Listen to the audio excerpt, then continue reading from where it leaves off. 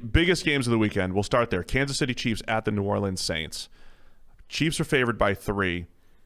There's no timetable for Drew Brees' return for the Saints. I think sensibly. Yes. All Sean Payton has said is we need him to be 100%. And just based off those comments, I don't know. I mean, it's not this week. I don't even know if that's next week for Brees and the Saints. And then we get into, is it week 17? Well, particularly, is it a wild card playoff week? Yeah. Particularly if the number 1 seed is gone, right? Or if it disappears, if it starts to fade, there's no reason to pull them back before the playoffs, like at all. You're going to make it. All the difference is seeding. And to be honest, I'm not sure that makes any difference outside of number 1. So at that point, what difference does it make? Like, wait until he's actually 100% healthy coming off the 11 broken ribs so that when you're in the playoffs, he's going to function again. Now, some people had some questions. I do read the YouTube comments a little bit. So shout out to all of our big mistake YouTube viewers. I like you guys. They did say, well, of course the number 2 seed matters because you get home games. Now, your point has been that the home games don't matter as much in the NFL these days. However, my dome analysis all the time, not that the Saints can't win on the road. They've shown that they can win on the road. That's fine, other than last week. But for Drew Brees to have success, just the baseline of what the quarterback's going to do, he does perform better in the dome. He plays better. In coming off the rib injuries, I think you want him indoors. So there is value in the 2 seed or the 3 seed or the ability to play an indoor game, even if you're not getting the bye. If you're the Saints, maybe compared to other teams, not as much. Or like the Bucs are an outdoor team, and they've actually played better on the road a lot of times. So certain teams, it might not matter.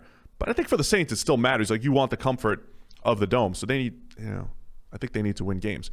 What's their best bet now against Kansas City? If you guys want to hear our analysis on can anybody beat the Chiefs, that's part of the PFF NFL Daily from earlier this week. You can go and binge listen to all of them.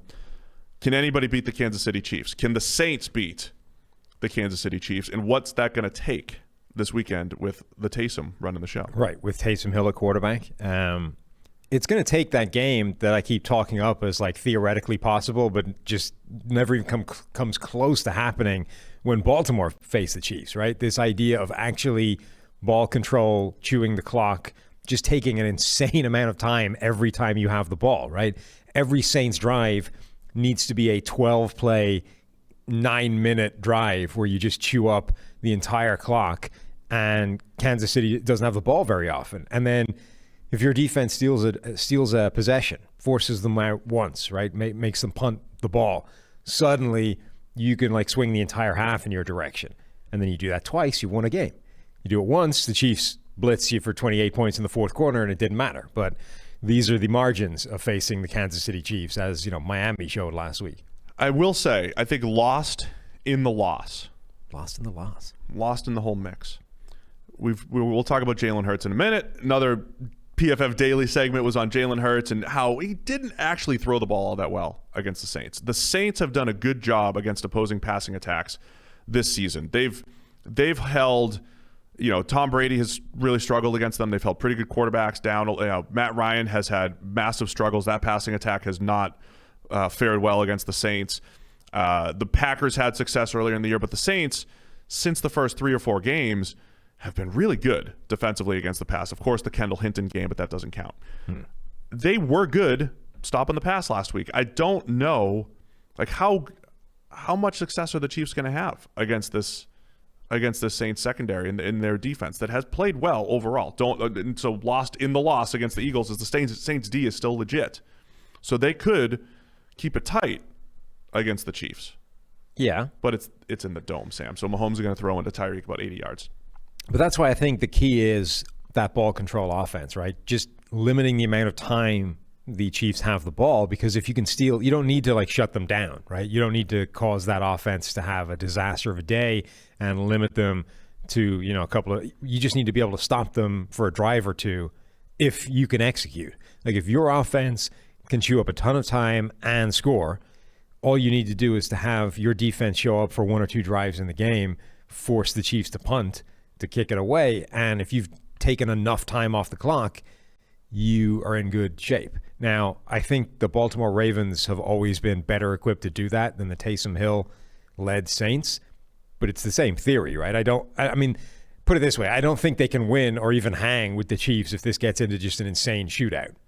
So that has to be the only game plan, right? It's the only thing that could work. If we come out of this with a Saints victory, it's going to probably be because of that. We're going to come out saying or Sean turnovers, just of course, absurd turnover luck bouncing in their direction. Turnover luck, or hey, Sean Payton had a great game plan. Taysom Hill executed it. They held the ball. They had those 15-play drives, cut down on a couple drives for the Chiefs. Anytime Mahomes plays indoors, though, I'm like, man, this is what you kind of like open up an extra 10 to 15 yards of turf that needs to be covered, especially with Tyreek Hill. It is interesting, though, that this is only a 3-point line, because when you look at it, you're like, I mean, wow, how do the Saints hang with the Chiefs in this, along with everybody, right? And it's Vegas at least thinks it's close. I think that's why my point is people sleeping on the Saints defense just a touch.